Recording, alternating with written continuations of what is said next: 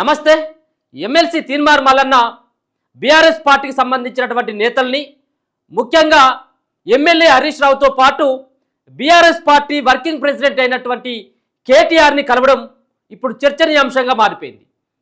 ఒక పక్కన కాంగ్రెస్ పార్టీ నుంచి బహిష్కరణకు గురైనటువంటి వ్యక్తి, సో కాంగ్రెస్ పార్టీ బీఫామ్ పైన గెలిచినటువంటి వ్యక్తి తీన్మార్ మల్లన్న. సో ఇటీవల కాలంలో నిర్వహించినటువంటి కులగణనకు సంబంధించినటువంటి అంశంలో ప్రభుత్వం అతి ప్రతిష్టాత్మకంగా చేపట్టినటువంటి కులగణన అనేటువంటి పత్రాలని, నివేదికని కాల్చినటువంటి తీన్మార్ మల్లన్న పైన చర్యలు తీసుకుంటూ ఇటీవలనే కాంగ్రెస్ పార్టీ సస్పెండ్ చేయడం జరిగింది. సో కాంగ్రెస్ పార్టీ తీన్మార్ మల్లన్న పైన బహిష్కరణ వేటు వేయడం జరిగింది. ఇదే సందర్భంలో కేటీఆర్ని అలాగే హరీష్ రావుని కలవడం, సో దీని వెనకాల కాంగ్రెస్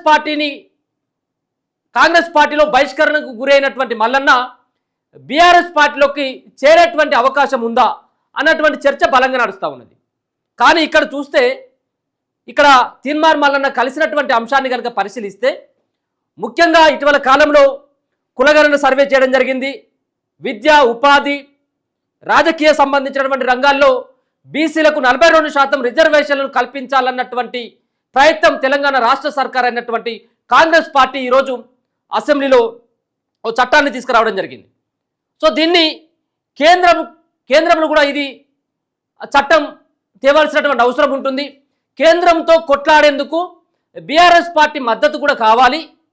అలాగే అసెంబ్లీలో బీసీలకు పెట్టాల్సినటువంటి ఏదైతే బిల్లుకి మీరు మద్దతు ఇవ్వాలని చెప్పేసి ఈరోజు కేటీఆర్ని, హరీష్ రావుని, ప్రతిపక్ష నేతలందరూ కూడా కలవడం జరిగింది. ముఖ్యంగా హరీష్ రావుని, కేటీఆర్ని కలవడం ఇలా ఆడ బహిష్కరణకు గురైపోయింది కాబట్టి రేపు బీఆర్ఎస్ పార్టీలో చేరేందుకు అని చెప్పేసి రకరకాలైనటువంటి వాదనలు వినిపిస్తూ ఉన్నాయి. కానీ కేవలం ఈ రెండింటి హరీష్ రావుని, కేటీఆర్ని ఇలా మల్లన్న కలవడం, ఈ ఈ వీళ్ళని కలవడం మాత్రమే ఇప్పుడు చూపెడతా ఉన్నాయి. కానీ వీళ్ళని కాకుండా బీజేపీ నేత అయినటువంటి మహేశ్వర్ రెడ్డిని కలిసిండు, ఎంఐఎం పార్టీకి సంబంధించినటువంటి ఓవైసీని కూడా కలవడం జరిగింది. అంటే బీసీల కోసం మీరు అందరూ కూడా కలిసి రండి, బీసీల కోసం ఎంత దూరమైనా వెళ్ళేందుకు మేము సిద్ధంగా ఉన్నాం, మాకు వెనకమ్మటి మీరు మద్దతు ఇవ్వండి అని చెప్పేసి లేఖలు ఇచ్చేటువంటి ప్రయత్నం మాత్రమే చేసింది తప్పించి పార్టీలో చేరికలో లేకపోతుంటే ఇంకేదో కాదు. సో గతంలో రాష్ట్రంలో కేసీఆర్ ప్రభుత్వం 10 ఏళ్ల పాటు పరిపాలించినటువంటి సందర్భంలో ఆయన బీఆర్ఎస్ పార్టీ పైన పెద్ద యుద్ధమే చేయడం జరిగింది. అదే అందరికీ తెలిసినటువంటి సత్యం, నగ్న సత్యమే. ఆయనతో పాటు చాలామంది పనిచేసిళ్ళు. సో కేటీఆర్ ఫ్యామిలీని కానీ, కేటీఆర్ చేస్తున్నటువంటి వ్యవహారాలపైనే, సో వాళ్ళ కుటుంబ సంబంధించినటువంటి రాజకీయ వ్యవహారాలపైన చాలా సందర్భాల్లో విమర్శించినటువంటి తీన్మార్ మల్లన్న మొత్తానికి వాళ్ళ యొక్క మద్దతు కోరడం కోసం మాత్రమే వెళ్ళినటువంటి పరిస్థితి కనపడతా ఉన్నది. సో ఇది వాళ్ళకు సంబంధించినటువంటి పక్కమెట్టి బీసీ సంబంధించినటువంటి నేతలు ఉన్నారు. అలాగే కొత్తగా ఎమ్మెల్సీగా ఎన్నికైనటువంటి దాసో శ్రావణ్ గారు కావచ్చు, మల్లన్న గారు కావచ్చు, అలాగే ఇక్కడ ఉన్నటువంటి వట్టే జానయ్య, మరో పక్కన గతంలో ఎమ్మెల్సీగా పోటీ చేయడం జరిగింది పల్లా రాజేశ్వర రెడ్డి పైన వీళ్ళిద్దరు కూడా పోటీ చేసి అక్కడ త్రుటిలో విజయాన్ని చేజార్చుకోవడం జరిగింది. ఇక్కడ మల్లన్న, మరో పక్కన అక్కడ ఆయన కనబడతా ఉన్నాడు పల్లా రాజేశ్వర రెడ్డి సైతం కూడా. బీఆర్ఎస్ పార్టీ సంబంధించినటువంటి నేతలతో పాటు ఇక్కడ హరీష్ రావు అలాగే కేటీఆర్ను కూడా కలిసి ఒక వినతి పత్రాన్ని కూడా ఇవ్వడం జరిగింది. బీసీ బిల్లుకు మద్దతు కావాలి, మీ మద్దతు మాకు అవసరం ఉంది, మేము గొంతెత్తి నిలదీసేందుకు మీ యొక్క సపోర్ట్ కావాలని చెప్పేసి ఆయన ఏదైతే గతంలో కూడా చాలా సందర్భాల్లో చెప్పడం జరిగింది. బీసీలకి అన్యాయం చేస్తే ఊకం, బీసీలకు రావాల్సినటువంటి 42% రిజర్వేషన్ల పైన ఖచ్చితంగా మేము అడుగుతాం, నిలదీస్తాం, లాక్కుంటామని చెప్పేసి చెప్పడం జరిగింది. ఎంత దూరమైనా వెళ్తాం, సో గొంగడి పురుగులైనా కానీ మేము ముద్దాడతామని చెప్పేసి గతంలోనే మరి మల్లన్న చెప్పడం జరిగింది. సో అదే సందర్భంలో వాళ్ళను బీఆర్ఎస్ వాళ్ళని కలిసిండు, బీజేపీ వాళ్ళని కలిసిండు, ఎంఐఎం పార్టీ వాళ్ళకి సంబంధించినటువంటి వాళ్ళని కలిసిండు. ఇలా అసెంబ్లీలో సైతం కూడా ఈ బిల్లుని సైతం ఆమోదించడం కూడా జరిగింది ఇలా అసెంబ్లీలో. కాబట్టి వీటన్నిటిపైన కూడా రానున్నటువంటి రోజులలో కేంద్రంతో కొట్లాడేందుకు ఢిల్లీ వేదికగా దీన్ని చట్టం కల్పించాలి, చట్టబద్ధత కల్పించాలని చెప్పేసి రేపో మాపో ఢిల్లీకి వెళ్తే ఖచ్చితంగా మీ మద్దతు అవసరం ఉంటుందని చెప్పేసి కూడా చెప్పడం జరిగింది. గతంలో చూసినట్టయితే ఒక పక్కన ఇప్పటికే కాంగ్రెస్ పార్టీ నేతలందరూ కూడా ఆయన చేస్తున్నటువంటి వ్యవహారం పైన ముఖ్యంగా మల్లన్న చేసినటువంటి గతంలో నివేదికలు కాల్చడంతో పాటు ముఖ్యమంత్రి ఆ జనాభాలో ఉన్నటువంటి వాటిని బీసీలని తక్కువ చేసి చూపెట్టేటువంటి ప్రయత్నం జనాభాని ఆ ముఖ్యమంత్రితో పాటు కాంగ్రెస్ పార్టీలో ఉన్నటువంటి కొంతమంది నేతలను చేసినటువంటి ఆరోపణలు బలంగా వినిపించడంతో పాటు రెడ్డి సామాజిక వర్గం పైన కూడా ఆయన కొన్ని వ్యాఖ్యలు కూడా చేయడం జరిగింది. కాబట్టి కాంగ్రెస్ పార్టీలోనే ఉంటూ కాంగ్రెస్ పార్టీ సంబంధించినటువంటి నేతలను విమర్శిస్తూ కాంగ్రెస్ పార్టీ తీసుకున్నటువంటి నిర్ణయాలను కూడా వ్యతిరేకిస్తూ ఉన్నాడు అన్నటువంటి ఒకటే ఒక ఆలోచనతో ఆయనను బహిష్కరణకి గురి చేయడం జరిగింది. పార్టీ నుంచి మీరు వెళ్ళిపోవచ్చు, పార్టీ కూడా మిమ్మల్ని సస్పెండ్ చేస్తూ ఉంది, మీరు నోటీసులు ఇస్తే మీరు స్పందించలేదు కాబట్టి మిమ్మల్ని బహిష్కరిస్తూ ఉన్నామని చెప్పేసి ఆయనకు చెప్పడం జరిగింది. అయినప్పటికీ కూడా ఇప్పటికి సైతం బీసీలని ఏకతాటి మీదకి తీసుకురావాలి, అలాగే బీసీ బిల్లును సైతం కూడా ఆ పార్లమెంట్లో చట్టబద్ధత కల్పించేందుకు ఎంత దూరమైనా వెళ్లేందుకు తాను సిద్ధంగా ఉన్నట్టుగా చెప్పడం తప్పించి ఇక్కడ ఏదో రాజకీయాల కోసం అయితే కాదు.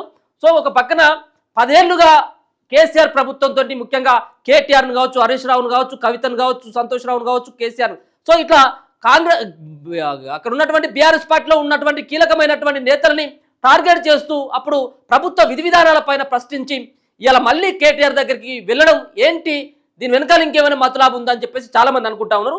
మతలాబు గితలాబు ఏమీ లేదు, కేవలం బీసీ బిల్లుకు మద్దతు ఇవ్వాలని చెప్పేసి కోరడం కోసం మాత్రమే వెళ్ళినట్టుగా మనకు స్పష్టంగా అర్థమవుతా ఉన్నది.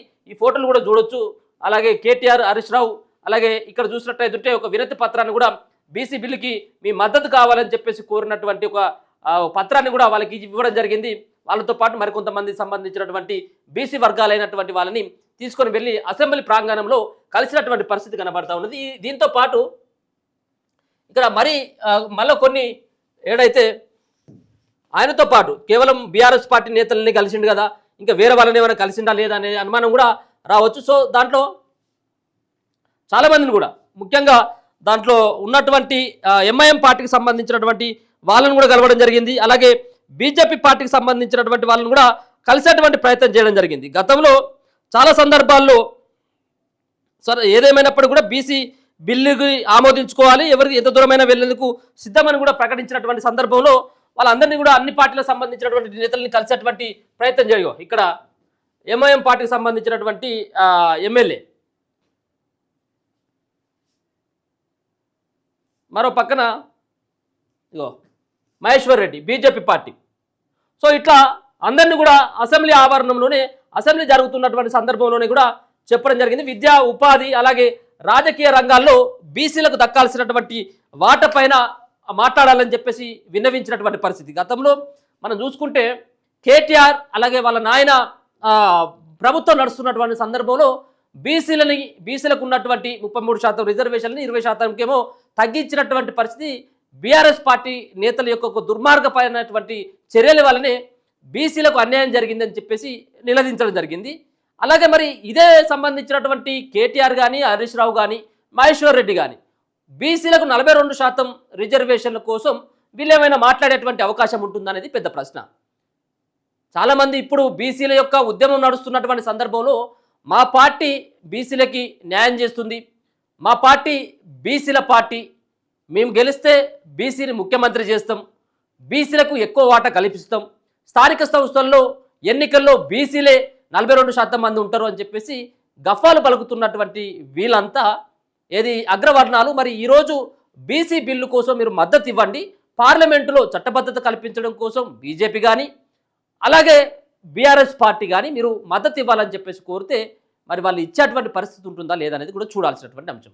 ఏదేమైనప్పుడు కూడా ఆయన యొక్క బాధ్యతగా కేవలం వాళ్ళని కలిసి మర్యాదపూర్వకంగా కలిసి ఆయనకు వినతి పత్రాలు ఇచ్చి బీసీ బిల్లుకు మద్దతు ఇవ్వాలని చెప్పేసి కోరడం కోసం మాత్రమే వెళ్ళాడు తప్పించి దాంట్లో పార్టీ మారుతాడు లేకపోతే ఇంకేదో పార్టీలో కలుస్తాడు, పార్టీల నుంచి సస్పెండ్కి గురైపోయింది కాబట్టి మరి ఆయనకు వేరే ఆప్షన్ లేదు, అందుకోసం అని చెప్పేసి బీఆర్ఎస్ పార్టీలోకి వెళ్ళేందుకే మరి ఆయన కలిసిండా అన్నటువంటి ఆరోపణలు ఏవైతే ఉన్నాయో ఇవన్నీ కూడా శుద్ధ అబద్ధం. కేవలం ఆయన కలిసేందుకు మాత్రం కలిసి వినతి పత్రం ఇచ్చేందుకు మాత్రమే వెళ్ళినట్టుగా మనకు స్పష్టంగా కనబడతా ఉంది. చూద్దాం మరి దీనిపైన ఇంకా ఈ ఆరోపణలకి ఒక క్లారిటీ ఇవ్వాలన్నటువంటి ఉద్దేశంతో ఈ వీడియో చేయాల్సినటువంటి పరిస్థితి కనబడతా ఉంది. సో అన్న నమస్తే అన్న, నేను చిన్న వీడియోలో ఉన్నా, ఒక్క మాట అన్న. ఇప్పుడు దీనిపైన రకరకాలైనటువంటి ఊహాగానాలు వస్తూ ఉన్నాయి. ఏంటి కేటీఆర్ను, హరీష్ రావుని కలవడం వెనుక ఏంటి ఉద్దేశం? ఏమైనా బీఆర్ఎస్ పార్టీలో ఏమైనా కలుస్తా ఉన్నాడా అని చెప్పేసి మీరు, ఎందుకంటే మీరు వట్టజానయ్యగా మీరు పక్కనే ఉన్నారు కాబట్టి మల్లన్న పక్కగా, సో ఏంటన్నా ఈరోజు జరిగినటువంటి వ్యవహారం ఏంటి? కేటీఆర్ని కానీ హరీష్ రావుని కానీ కలిసి ఒక ఏదో వినతి పత్రం చెప్పన్నా. ఇవాళ వాళ్ళకి అర్థం కావట్లేదా? ఒక అసెంబ్లీలో 42% రిజర్వేషన్ మీద బిల్లు పెడతా ఉన్నారు. ఆ బిల్లుకు మద్దతు తెలపాలని తిమ్మన మల్లన్న గారి నాయకత్వంలో బీసీలు అందరం కలిసిపోయి అందరినీ కలిసి రిప్రజెంటేషన్ ఇచ్చినాం. ఓకే, దానికి అన్ని కొత్త ముచ్చట్లే ఉంటాయి. మా లక్ష్యం బీసీలకు చట్టసభల్లో విద్యా ఉద్యోగాల్లో అమలు కావాలనేది కదా. దాని మీద ఇలా బిల్లు పెడుతుండ్రు కదా. అవును, దాని మీద పోయి కలిసినాం. ఓకే, ఇప్పుడు వీళ్ళతో పాటు ఇంకెవరన్నా కలిసినా? హరీష్ రావుతో పాటు ఎంఐఎం కలిసినాం, బీజేపీని కలిసినాం, ఓకే, టీఆర్ఎస్ కలిసినాం, సిపిఐ వాళ్ళని కూడా కలిసినాం. ఓకే, ఎందుకు మరి ఆల్రెడీ ఇప్పుడు అసెంబ్లీలో బిల్లు కూడా ప్రవేశపెట్టినటువంటి తర్వాత మళ్ళీ వీళ్ళ మద్దతు ఎందుకు కోరాల్సి వస్తున్నటువంటి పరిస్థితి? ఇప్పుడు పెట్టక ముందు పోయి కలిసినాం. మీరు పెట్టిన తర్వాత మాట్లాడుతారు. బిల్లు పెట్టక ముందే ముందు అడ్వాన్స్ పోయి తీర్మానం జరగాలన్నట్టుగా రిక్వెస్ట్ చేసింది బీసీ సంఘాల అందరం. సో ఈ ఢిల్లీ వేదిక కూడా కొట్లాడదామని చెప్పేసి ఏదో ప్రయత్నం, అంటే ఢిల్లీ వేదిక కూడా బీజేపీ పార్టీ పైన కూడా ఇంకా కొంత ప్రెషర్ తీసుకురావాల్సిన అవసరం ఉంటుంది. ఒక పక్కన జనగణన కావచ్చు, బీసీలకు సంబంధించినటువంటి చట్టబద్ధత పార్లమెంట్లో కూడా కావాలన్నటువంటి ఉద్దేశం పైన కూడా మీరు కోరినట్టుగా తెలుస్తా ఉన్నది, నిజమేనన్నా? అవును, అంటే కేంద్ర ప్రభుత్వం కూడా బిల్ పాస్ కానీ అందరూ సహకరించాలనేది మా ఆలోచన. ఓకే, బీజేపీలో ఓన్లీ మహేశ్వర్ రెడ్డి ఒకరిని కలిసారన్నా? మహేశ్వర్ రెడ్డి గారిని కలిసాం. నాయకులు. సో ఈ కేవలం బీసీలకు మద్దతు ఇవ్వాలని చెప్పేసి కోరడం తప్పించి పార్టీలు చేరికలు ఇవంతా రకరకాలైనటువంటి ఊహాగానాలు వస్తా ఉన్నాయి. సో మీరు పక్కనే ఉన్నారు కాబట్టి మీతో క్లారిటీ తీసుకుంటే ఓకే అన్న, థ్యాంక్ యూ.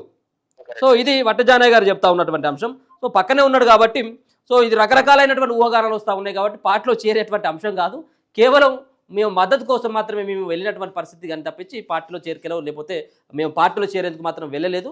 ఇది రకరకాలైనటువంటి సోషల్ మీడియాలో రకరకాలైనటువంటి వార్తలు వస్తూ ఉన్నాయి. కానీ వాటి అన్నీ కూడా ట్రాష్, ఇదంతా కూడా అబద్ధం.